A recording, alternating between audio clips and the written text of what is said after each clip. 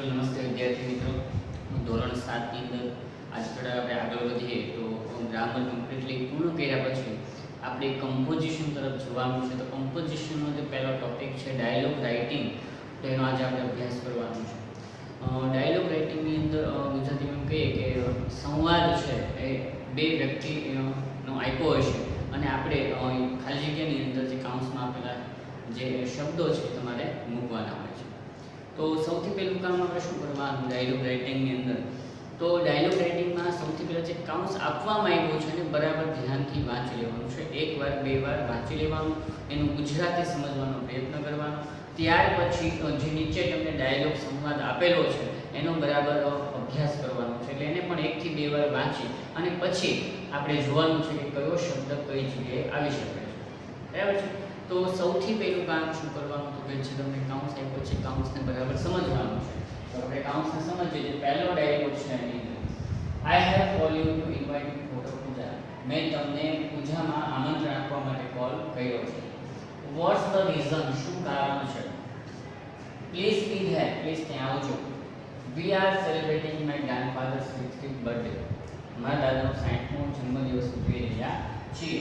I am so happy. હું ઘણો ખુશ છું. મતલબ હું ઘણી ખુશ છું. અહીંયા બહેનો વચ્ચે છે એટલે આપણે ઘણી ખુશ છું. ફરી I have call you to invite you for puja. મેં તમને પૂજામાં આમંત્રણ આપવા માટે કોલ કર્યો છે. What's the reason? કારણ શું છે? Please be there. પ્લીઝ ત્યાં આવજો. We are celebrating my grandfather's 60th birthday. અમે અમારા દાદાનો 60મો જન્મદિવસ ઉજવી રહ્યા છીએ. I am so happy.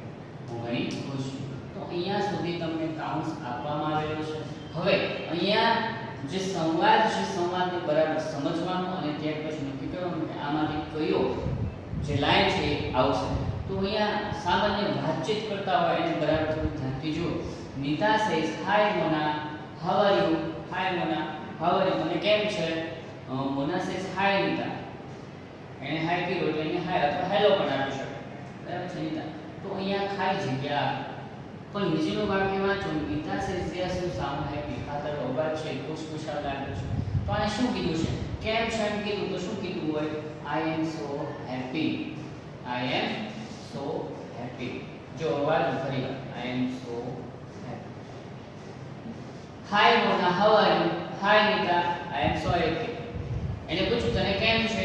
હું ઘણી ખુશ છું. Yes you sound happy. ખાતર અવાજ છે એ ખુશખુશાલ લાગે છે. એનું કારણ શું છે? What's the reason? તો ખ્યાલ આવી ગયો. સંવાદને વાંચો તો એના પછી શું આવી શકશે એ તમને ખ્યાલ આવશે. ભાઈ તું ખુશ છો એ તો તારા અવાજમાં દેખાય છે, પણ એનું કારણ શું છે? What's the reason? એનું કારણ શું છે?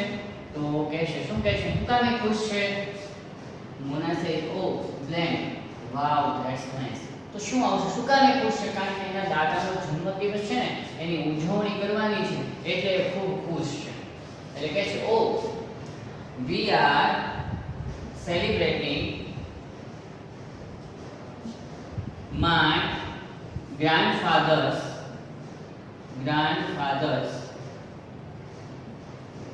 60th birthday.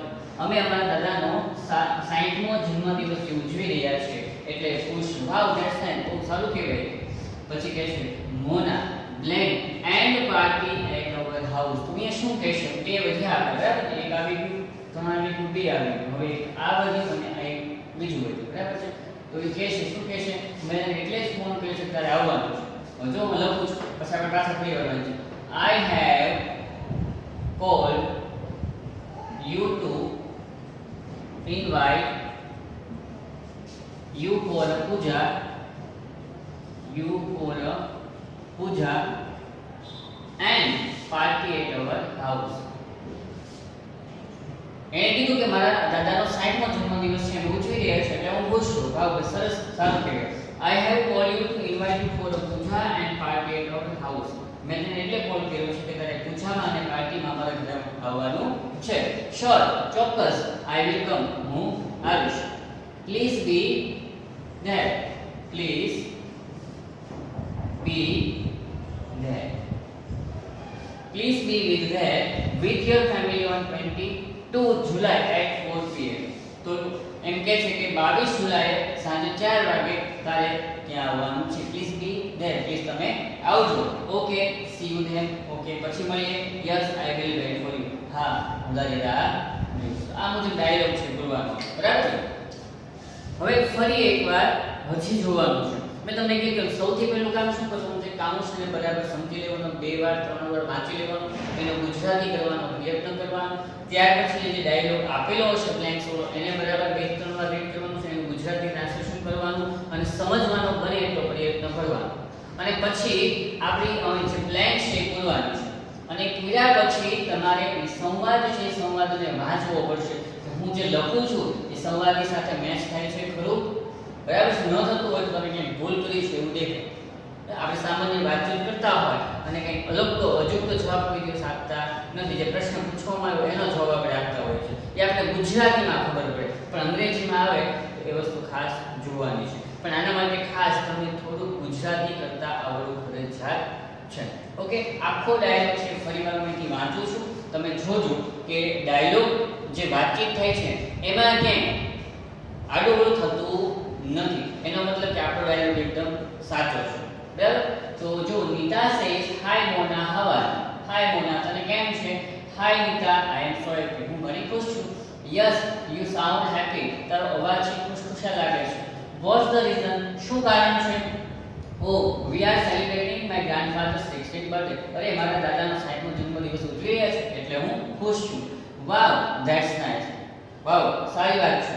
I have, તો અહીંયા જો મોના છે જવાબ આપે છે કે I have called you to invite you for a puja and party at our house. એના દાદાનો જન્મદિવસ છે એટલે ઘરે પૂજા રાખી છે અને પાર્ટી રાખી છે, એટલા માટે એને કોલ કર્યો છે. એવું કહે છે કે ભાઈ I have called you to invite you for a puja and party at our house. કે મેં તને એટલે કોલ કર્યો છે કે પૂજા અને પાર્ટીમાં મારા ઘરે તને આમંત્રણ આપવા માટે કોલ કર્યો છે. તો કહે છે શ્યોર, આઈ વિલ કમ, ચોક્કસ હું આવીશ. Mona says please be there with your family on 22 July at 4 pm. તો તારે 22 જુલાઈએ 4 વાગે ત્યાં આગળ આવવાનું છે, એટલે કે એના ઘરે. અને કોની સાથે? યોર ફેમિલી, આખા ફેમિલીને ઇન્વિટેશન આપેલું છે. Okay, C you than. Okay, પછી મળીએ. Yes, I will weight for you. હા, હું તારી રાહ જોઈશ. તો આ મુજબ ડાયલોગ ને વાંચો તો તમને ક્યાંક ભૂલ હોય તો તમને તરત જ ખ્યાલ આવી જશે કે ભાઈ મારી કોઈ જગ્યાએ ભૂલ થઈ છે. જો તમને ગુજરાતી કરતા આવડતું જ હોય તો તમારે પછી કંઈ વિચારવા જેવું છે નહીં, બરાબર છે? તો પણ જ્યારે પણ તમે ડાયલોગની શરૂઆત કરો ત્યારે સૌથી પહેલું મેં કીધું કાઉન્સલ વાંચવાનું છે, પછી ડાયલોગ વાંચવાનું છે, ને પછી જે તમે બ્લેન્ક્સ પૂરો છો ત્યાર પછી ફરી એકવાર જોઈ લેવું પડે, જેથી કરીને કોઈ પણ ભૂલ પડે નહીં. કેમ કે એક જ ભૂલ પડશે તો એક ભૂલ પડે એટલે એક વાક્ય છાંટવું થાય એટલે તમારે 2 ખોટા પડે, બરાબર? ને 2 ખોટા પડે એટલે તમારે 4 ખોટા પડે. શું કામ? કારણ કે આ છે તમે અહીંયા લખ્યું ને આ છે અહીંયા લખ્યું, તમારે 2 ખોટા પડ્યા, એનો મતલબ બીજા 2 પણ તમે ખોટા લખવાનું છે. જે જગ્યાએ પ્રોપર એનું સ્થાન છે સ્થાન ઉપર આવવું જોઈએ, નહીં તો તમારો ડાયલોગ છે ખોટો પડે. 5 માર્કનો ડાયલોગ છે આપણને પૂછવામાં આવે છે, બરાબર છે? એક ડાયલોગ કયો પછી બીજો લેવો છે અને ત્યાર પછીના 2 ડાયલોગ છે, સોરી 5 ડાયલોગ છે ટોટલ. તો આપણે અહીંયા હજી એકાદ ડાયલોગ લઈએ અને બાકીને તમારે જાતે કરવાનો પ્રયત્ન કરવાનો છે ને એકાદો સોલ્યુશન અહીંયા પણ હું અત્યારે જ કરાવવાનો છું. પણ અત્યારે એક બીજો ડાયલોગ પણ આપણે જોઈ લઈએ, બરાબર?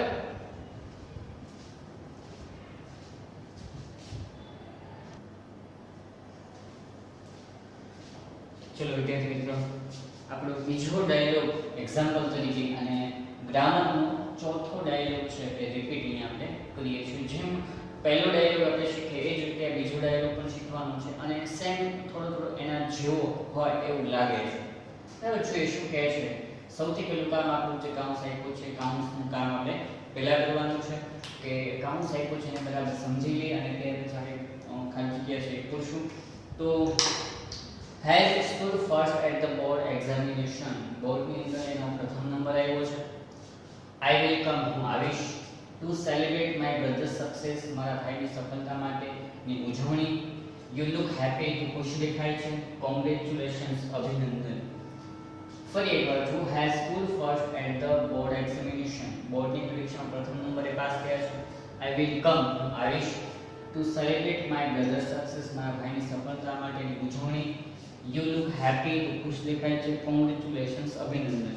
તો આપણને થોડોક એવો ખ્યાલ આવે છે કે બોર્ડની પરીક્ષા છે એ લીધી છે એની અંદર એના ભાઈનો મેં પ્રથમ નંબર આવ્યો છે એની પાર્ટી આપવાની છે, એના માટે એના મિત્રોને છે આમંત્રણ આપવા કંઈક માગે છે, આવી કંઈક વાત કરવા માગે છે એવું કાઉન્સ ઉપરથી આપણને લાગે છે, બરાબર. તો આ સમજણ જો તમારામાં આવી જાય તો તમારા માટે ડાયલોગ છે એકદમ સરળ બની જાય છે. આપણે શું કહે છે, Harsh says hi Jayanti, Jayanti says hi Harsh, blank what's up, yes I am very happy, હા હું ખુશ છું. તો એ શું કીધું છે, કારણ કે જયંતિને હર્ષ છે એ જયંતિને મળે છે ત્યારે ખુશ દેખાય છે એટલે કહે છે hi Harsh, hi Harsh, you look happy, you look happy, તું ખુશ દેખાય છે.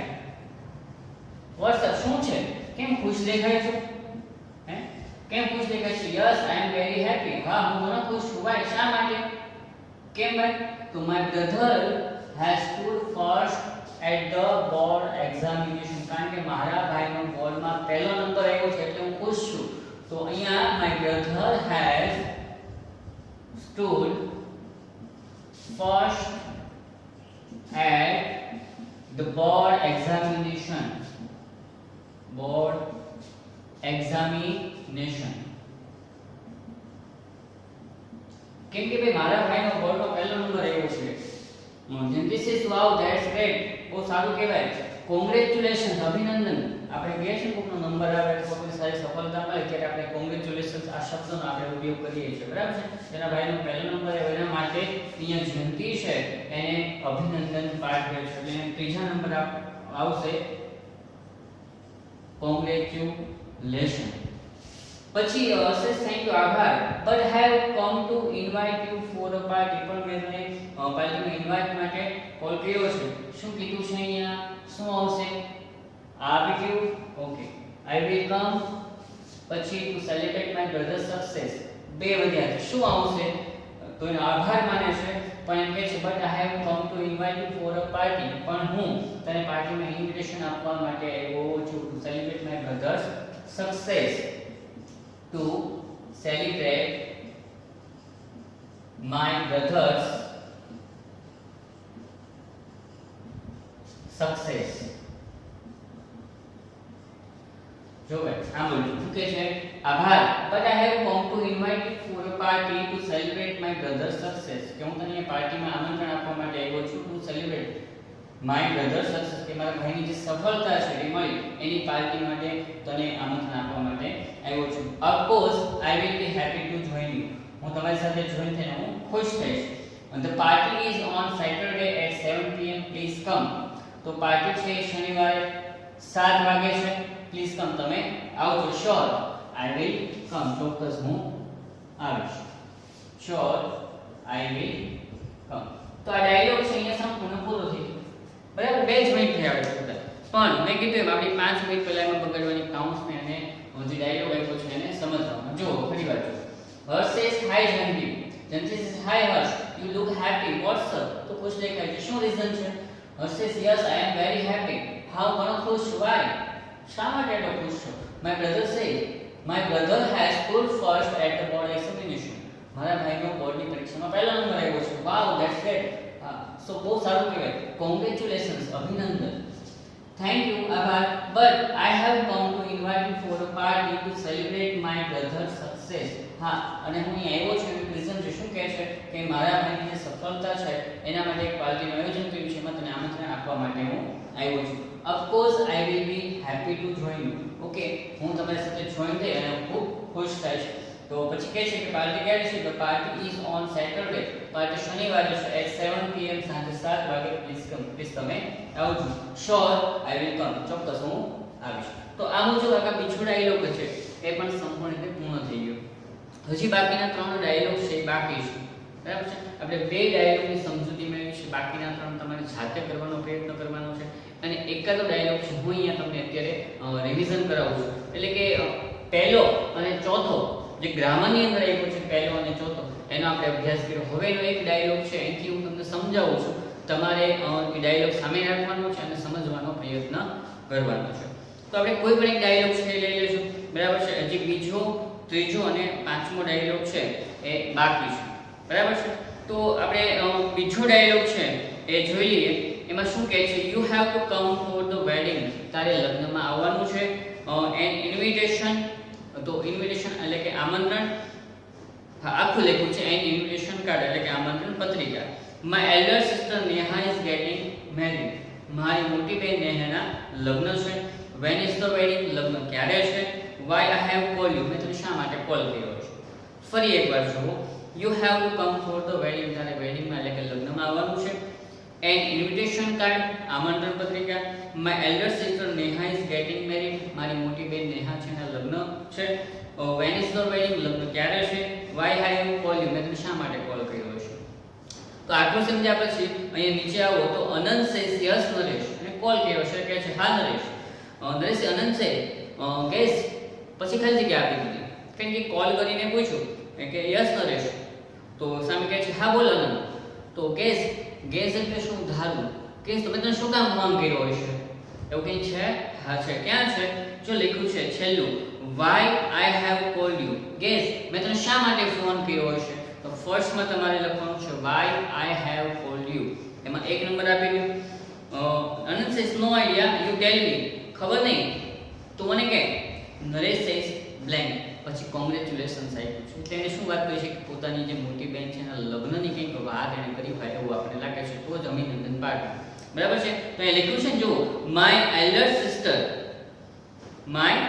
Sister Neha is getting married, મારી મોટી બેન છે ને નેહા, એના લગ્ન છે. બરાબર છે. તો એવું કીધું એટલે તરત જ એને કોંગ્રેચ્યુલેશન આપ્યું, એટલે 2 નંબર આપે. ક્યાં આગળ, my elder sister Neha is getting married, ત્યાં 2 નંબર આપે. તો અભિનંદન આપ્યા છે. પછી Naresh is playing with uncle aunty and Sujal, તો અહીંયા એને આમંત્રણ આપવા માટે કહે છે, શું કહે છે, જો જે પહેલું છે, you have to come for the wedding with uncle aunty and Sujal, તો તમારે વેડિંગ એટલે કે લગ્નમાં આવવાનું છે વિથ અંકલ આંટી અને સુજલની સાથે તમારે લગ્નમાં આવવાનું છે. એટલે પહેલું જે આપ્યું છે you have to come for the wedding, ત્યાં 3 નંબર આપ્યો. બરાબર છે. Sure we will all come, ચોક્કસ અમે આવશું. પછી ખાલી જગ્યા આપી અને નીચેનું વાંચો તો તમને ડેટ આપી છે, એટલે એનો મતલબ શું, એ લગ્નની તારીખ પૂછી. તો when is the wedding, when is the wedding, એમાં 4 નંબર આપો. લગ્ન ક્યારે છે, તો ઇટ્સ ઓન 16 ડિસેમ્બર, 16 ડિસેમ્બરે છે. આઈ વિલ સેન્ડ યુ, હું તને સેન્ડ કરીશ. શું સેન્ડ કરીશ, એન ઇન્વિટેશન કાર્ડ, ત્યાં આપો 5 નંબર.